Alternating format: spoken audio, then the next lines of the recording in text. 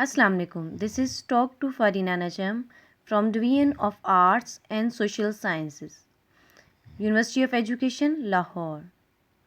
The course title is Advanced Landscape Painting. Dear student, I would like to share about the work of some landscape artists. First of all, what is landscape? Any expanse of natural scenery that can be seen from one viewpoint is also called a landscape. The artistic meaning of landscape is the earliest, dating from the 1600s. If you paint nature scenes like mountains, lakes, or field, your art is called landscape painting. Landscape painting, also known as landscape art, is the depiction of landscapes in art. Natural scenery such as mountains, valleys, trees, rivers, and forests, especially where the main subject is a wide view with its elements arranged into a coherent composition. In other words, landscape backgrounds for figures can still form an important part of the work. Sky is almost always included in the view, and weather is often an element of the composition. Landscape artist.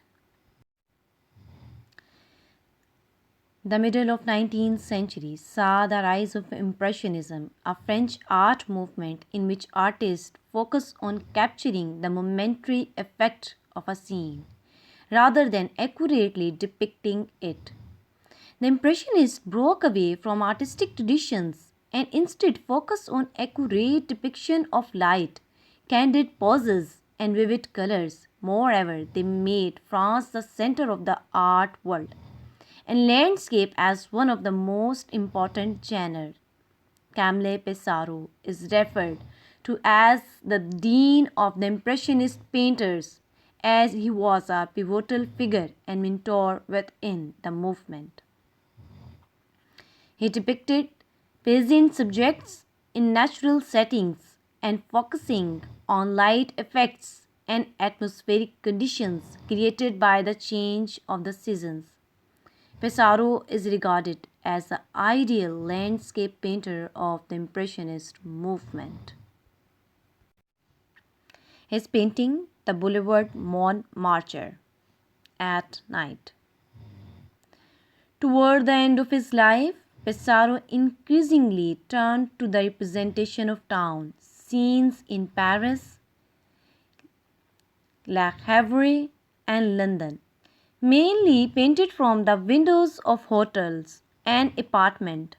In February 1897, he took a room in Paris at the hotel on the corner of Boulevard des Italiens and produced a series of paintings of the Boulevard Montmartre at different times of the days. This painting is the only night scene from the series and is the masterful rendition of the play of light on dark and wet streets. Pissarro neither signed nor exhibited it during his lifetime. Like other Impressionists, Pissarro was interested in the effects of light on objects. Here he depicts three sources of artificial light: the orange, burnt yellow hue of the gas lamps in the shops and cafes, the pale yellow lights of oil lamps from the carriages, and the even paler white tone electric lights from the newly erected stamp lamps. The reflections of subjects in the wet roads and pavements add the glimmering illusion. The Hermitage at Pontoise.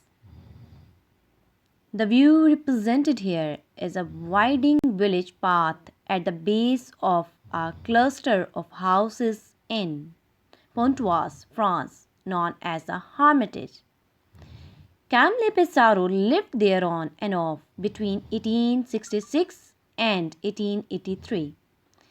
Pissarro stripped his painting of the historical or sentimental overtones that characterize the landscapes of his immediate predecessors.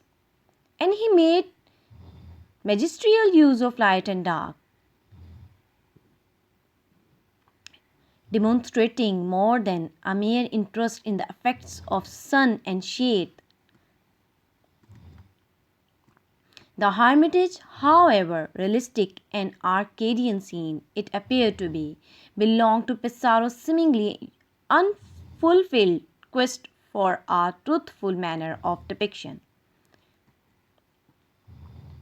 Shortly afterward, he abandoned this realist style for a looser brush and the atmospheric effects for which he is popularly known, the trademarks of Impressionism. A pretty sunny day in a rose garden in the focal point of this landscape painting by the famous artist Camille Pissarro. Pissarro turned this impressionist landscape painting into something much more interesting than a simple painting of a flower garden by including a little girl in a red dress, surrounded by her toys and playing a toy horn for a lady nearby. The lady, dressed in a lacy white dress, sits under her parasol on a park bench, enjoying the lush garden and the sunshine and hopefully the serenade. Claude Monet. Claude Monet. Monet was a founder of Impressionism. He was a driving force behind this revolutionary art movement and its most consistent and prolific practitioner. The name of the movement also comes from his painting Impression, sunrise, a term which was coined in a satirical review. Monet was dedicated to finding improved methods of painterly expression. He broke tradition and thought in terms of colors, light, and shapes. Some of his series explored how smoke, steam, mist, rains, etc. affected color and visibility. He did this by painting the same scenes many times in order to capture the changing effect of light and passing of the season. Water Lilies, the most renowned series of Monet, which contains around 250 paintings, has been described as the Sistine Chapel of Impressionism. Monet is the most famous French landscape artist, and he is considered among the greatest painters who ever lived. Water Lilies series. Water lilies are a series of approximately 250 oil paintings by Monet. The paintings depict Monet's flower garden at Giverny and were a main focus of Monet the last 30 years of his life. Before he painted water lilies, Monet planted them. The beauty of the French village Giverny struck Monet when he passed through on a train. The artist was so inspired that in 1883 he rented a house there and it would become his home in 1890.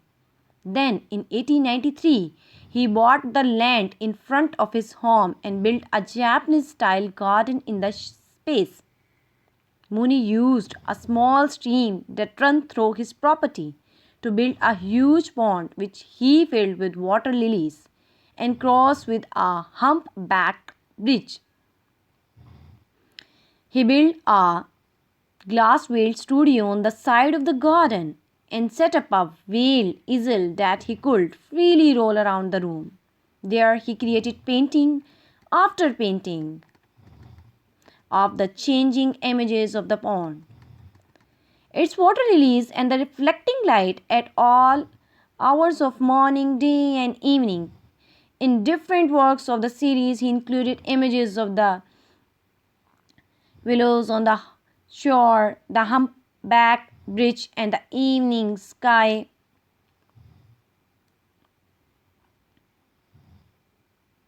But he finally concentrated slowly on the pond itself.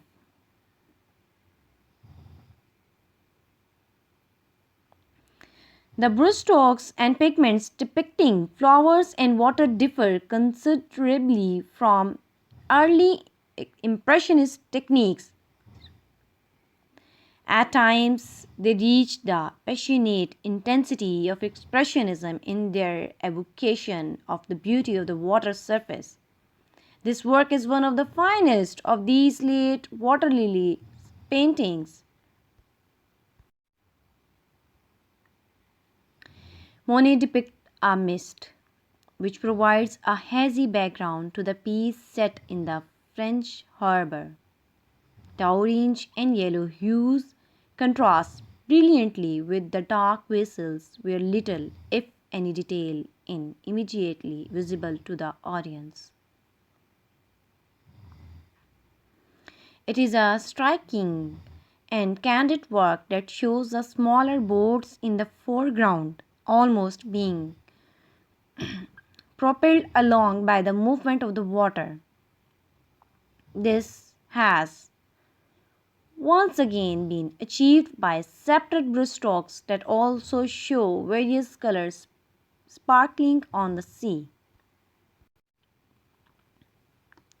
From the 15th April to 15th May 1874, Monet exhibited his work together with Camille Pissarro, Manet, Cezanne, Degas, and some of the 30 artists. They organized their exhibition on their own as they were usually rejected at the Paris Salon. Monet Impression's Sunrise enjoyed the most attention, and some visitors even claimed that they were absolutely unable to recognize what was shown at all. The horizon has disappeared, and the water, sky, and the reflections have also merged together. The buildings and ships in the background are only vague shape, and the red and sun dominates the painting. His aim was not to create an accurate landscape, but to record the impressions formed while looking at that landscape. Monet began a series of paintings of Haystock in the summer of 1890. These paintings, of which there are more than 25 examples of, would become defining examples of Impressionist painting. While each painting in the Haystock series is different, they all share common qualities. They were painted in the farmlands of Normandy, north of Paris. Each picture shows a field with hills and trees in the distance. In the foreground, Monet painted Haystock, which led to the title of the group of paintings. Sometimes there is one stalk, sometimes two or three. The haystack themselves are put together by binding a large base of hay and then adding a cone shaped layer of hay on top.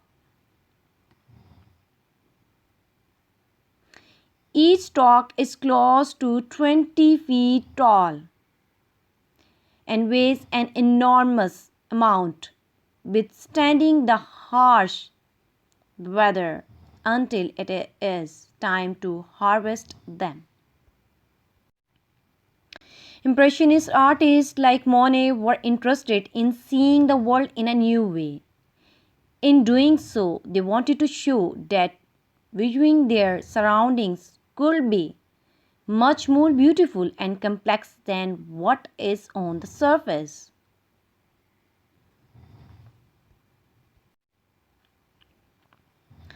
He had to work quickly to capture the changing light and how it colored his surrounding. Often he have an image in our head, but Monet was showing that image should differ throughout time. A haystack covered in snow might appear white in our minds, but depending on the light, it would appear blue, yellow, or pink at sunset. Focusing on a single subject 20 plus times gave Monet the ability to show the effects of changing light. In each painting, the color of the haystack is different because the light shining on the haystack is different. The color of the haystack is determined by the colors the haystack observes. The color we see is simply the colorized light that is not absorbed and that is reflected into our eyes. Turner. Turner is one of the greatest landscape artists of all times and perhaps the most renowned British artist ever. During his time, landscape painting was considered low art.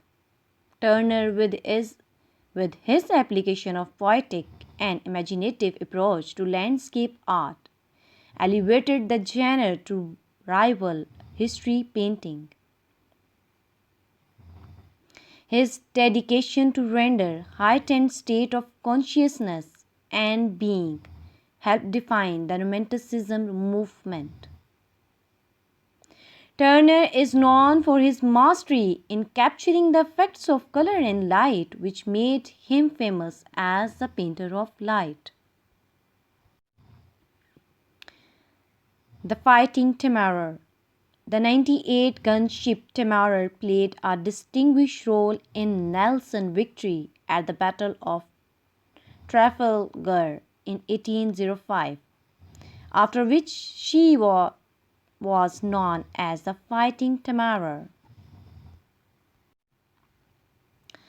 The painting was thought to represent the decline of British naval power. Turner was in his 60s when he painted the Fighting Temeraire. It shows his mastery to painting techniques to suggest sea and sky. Paint let on thickly is used to render the sun rays striking the cloud. Rain, steam, and sleet. The picture shows an early morning train from London heading westwards across the Thames on the new bridge as a rainstorm swept through the valley. The railway cuts diagonally across the canvas from the dead center to the bottom right hand corner. Between the two bridges curves the bank of the river, upon which some people are to be seen seemingly waving or cheering the train. In front of them, a boat containing two figures drifts across the river. To the right of the railway bridge, a ploughman and his team make their way steadily across a field. Turner manifests a sensibility to warm colors and a new informal composition and an interest for modern reality.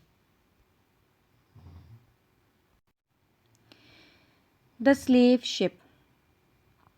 In his 80-40 oil painting done on a canvas background, Turner sheds light on the culture of the slave trade from our seas to the blossoming country.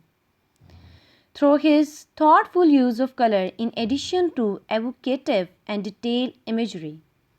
To begin, Turner used harsh, harsh, deep hues in contrast with light, bright colors to set the tone of the suggestive painting. The use of rich purples, blues, and blacks behind the sailing slave ship creates a sense of violence, trouble, and death present amongst the crushing waves. Viewers should take great note of these colors commonly associated with the loss of hope, ultimately death. Van Gogh. Van Gogh was a post Impressionist artist. Post Impressionism extended Impressionism in various ways, like intensifying its already vibrant colors or distorting form for expressive effects. Van Gogh created about 2,000 artworks in just over a decade, in which include landscapes, still lifes, portraits, and self portraits. The art of Van Gogh, including his landscape, is notable for its bold color, emotional honesty, and impulsive and expressive brushwork. Van Gogh created some of the best known masterpieces in landscape art, including his most renowned paintings, The Starry Night. He is the best known landscape artist. The Starry Night. At once balanced and expressive, the composition is structured by his ordered placement of the Capris, steeple, and central nebula, while his countless short brushstrokes and thickly applied paint set its surface in rolling motion. The oil on canvas painting is dominated by a night sky rolling with chromatic blue swirls, a glowing yellow crescent moon, and stars stranded as radiating orbs. One or two cypress trees, often described as flame-like, tower over the foreground to the left, their dark branches curling and swaying to the movement of the sky, those they partially obscure. Amid all this animation, a structured village sits in the distance on the lower right of the canvas. Straight, controlled lines make up the small cottages and the slender steeple of a church, which rises as a beacon against rolling blue hills. The glowing yellow squares of the houses suggest the welcoming light of peaceful homes, creating a calm corner amid the painting turbulence. Van Gogh observed the night sky from his bedroom window because he was not allowed to paint in his bedroom. He painted the scene from memory or possibly drawings and used his imagination from the small village that did not actually exist. Employing the expressive style he had developed during his stay in Paris in 1886 to 1888. He applied the paint directly from the tube onto the canvas, creating thick impasto and intense hues. Wheat field with caprices. It is a landscape in which the painter's perceptions of nature and his intensity of feelings are equally pronounced.